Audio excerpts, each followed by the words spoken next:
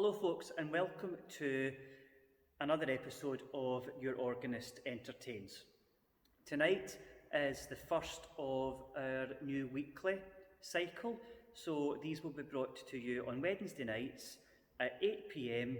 via Facebook and via the YouTube channel, and also available on the church website.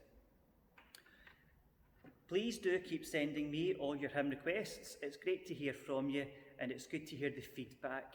The hymns are certainly stirring some memories and stirring some interest, so it's good that these keeping in touch videos are doing what they're meant to do. So, enough from me, and now let's move on to tonight's hymn requests and who has asked for them.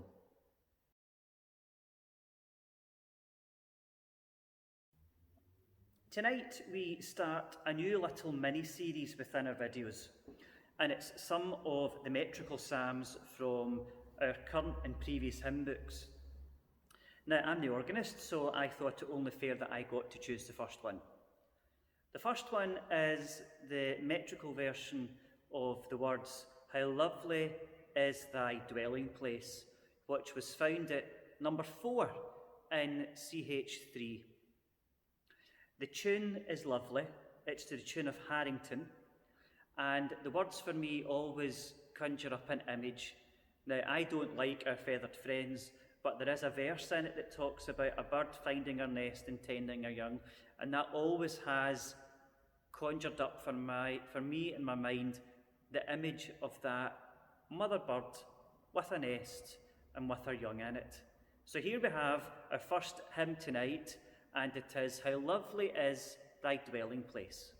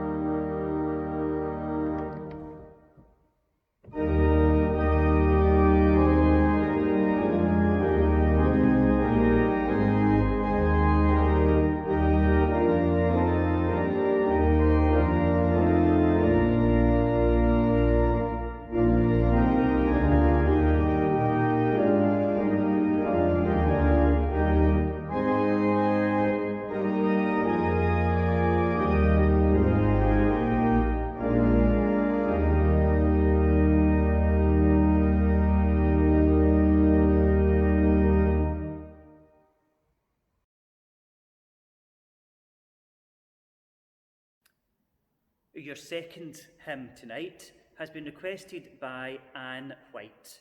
Now, Anne currently lives in Ireland and requested this hymn a few weeks back because she was back over here in Scotland once her lockdown restrictions had been lifted to visit some family. So hopefully this is coming once you're back home in Ireland. You're able to sit down and sing out as loud as you want without disturbing your family for your hymn. It is, "Who is on the Lord's side? Who will serve the King?" Now it's to the tune of Armageddon, and its author is a woman who has written many, many different types of hymns. However, if you had known her back when she was alive, you would have been quite surprised that she could write such stirring and joyful and sometimes quite fearful-sounding hymns. She was a frail old lady, and it's really quite a surprise that these words were penned by her hand, but nonetheless, they were. So here we have for Anne, your hymn request, and hopefully you're safe back home in Ireland. Who is on the Lord's side? Who will serve the King?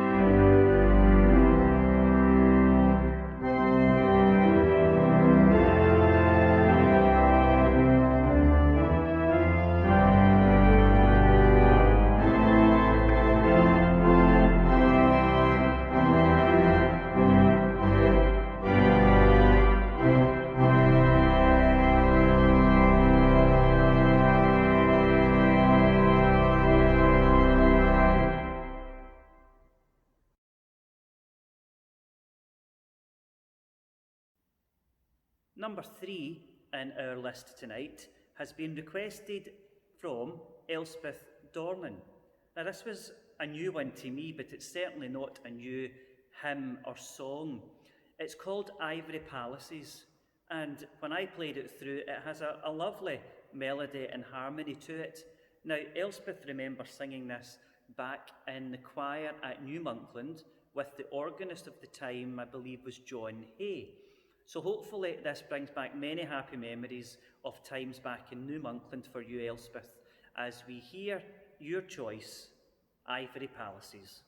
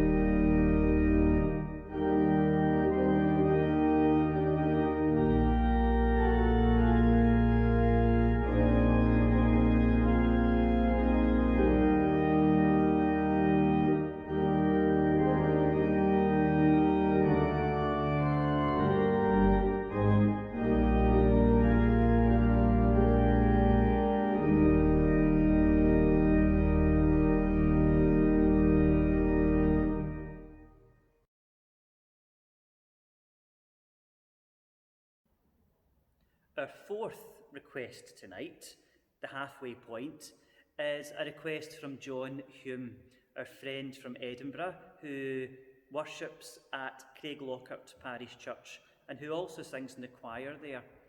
Now, it's no surprise that he has chosen the hymn, "Oh, for a Thousand Tongues to Sing," and he has requested the tune of Lingham.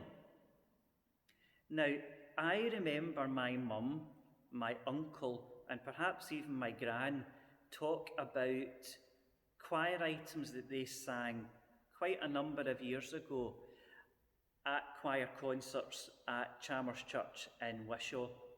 Now, one of those songs was something like, "There was an old cedar cat." And I believe that these were words written to hymn tunes because choirs weren't allowed to sing the sacred words out with the confines of being at church on Sundays. So the tune is familiar to lots of people, and if you've been in choirs going back, then you will probably have sang those other words. However, thinking about this tune having other words, it also got me to thinking that these words of "Oh, for a thousand tongues to sing" has other tunes. Now, I do know that we can sing it to Richmond, and we'll hear that, and we can also sing it to the tune of Suffolk, which we don't often hear, which is a beautiful tune. So we'll hear a verse of Richmond, we'll hear a verse of Suffolk, and then we'll sing the whole thing to Lingham. "Oh, for a thousand tongues to sing, my great Redeemer's praise."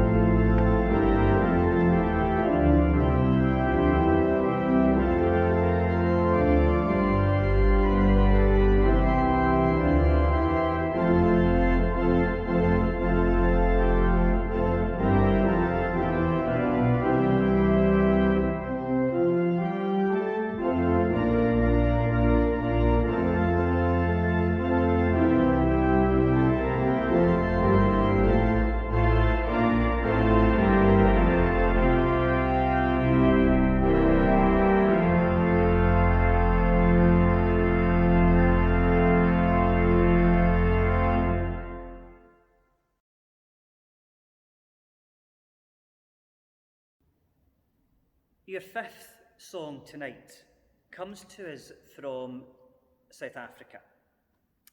Thelma Anderson is the wife of Ed Anderson, and Ed Anderson was our minister's organist back in Florida Methodist Church in South Africa.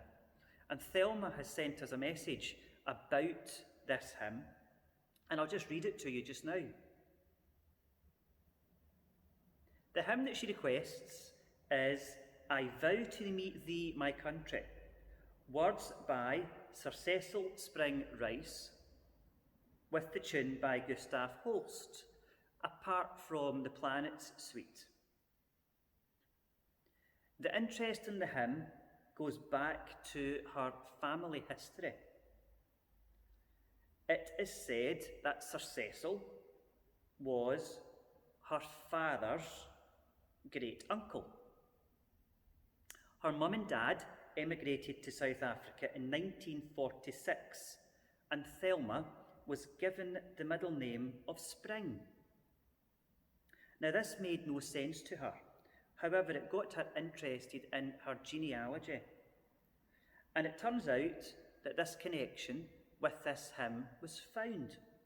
And it's always brought a lot of comfort and joy to Thelma. So here we have an uplifting song for us in this difficult time from Thelma in South Africa, I Vow to Thee, My Country, to the tune of Thaxted by Gustav Holst.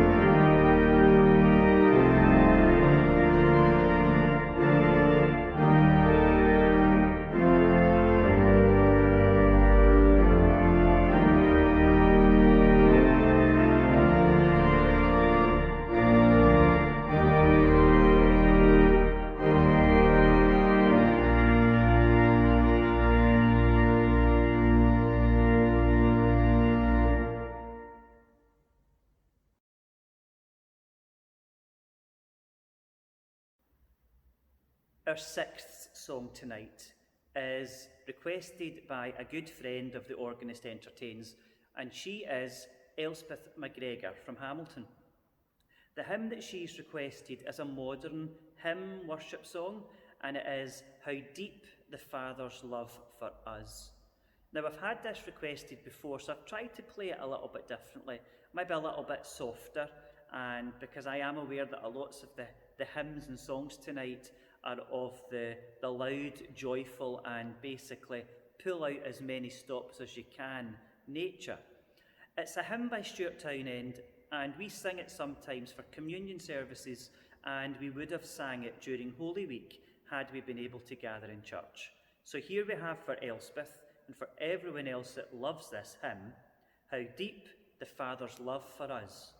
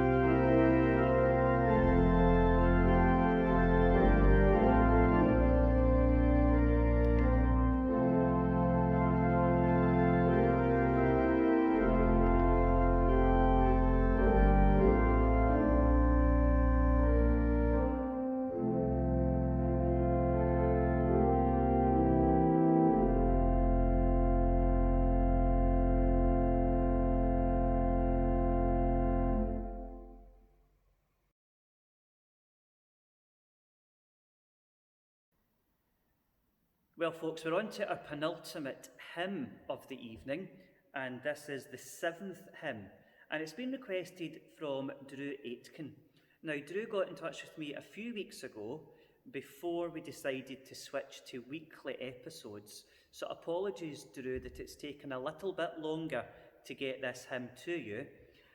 Onward, Christian Soldiers was a tune that was going through Drew's head for a couple of days, and he thought to get it out of his system that he would request it for one of our organist entertains. So we're happy to do so, Drew. It's a hymn which we do love to sing. It certainly has blown some cobwebs away recording it, and I do hope you enjoy it and it gets that tune out of your head. So here we have Onward, Christian Soldiers for Drew.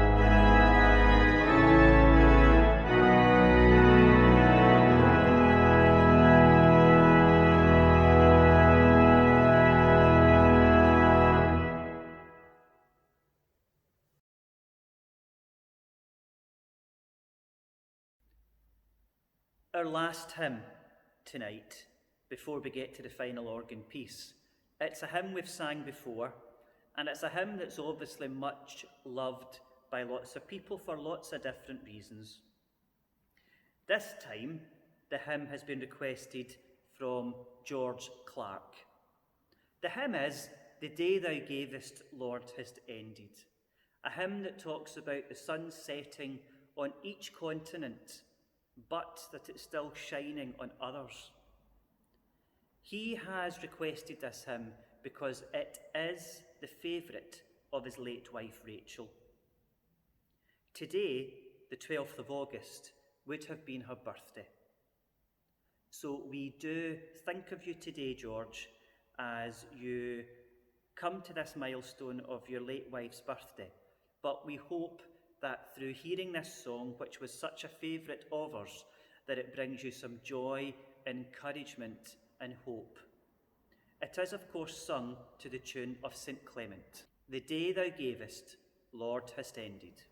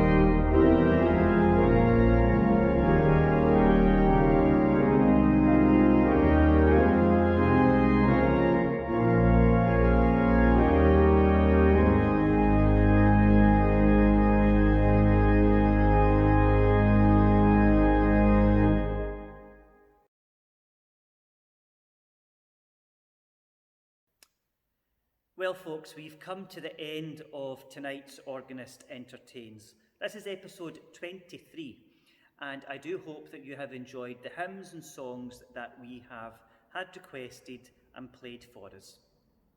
Finishing off tonight, we have the Triumphal March, the Grand March from Aida by Giuseppe Verdi. And this has been requested from our session clerk, Stanley Cook, who heard it and thought, I might like that played on the organ. So Stanley, you have your request. I do hope that everyone else enjoys it, and it's a good, rousing way to finish off tonight. I do trust that you've enjoyed yourself and you have exercised your vocal cords if you've chosen to do so, and we will see you in a week's time back here from Bellshill Central Parish Church for your weekly Organist Entertains. Good night.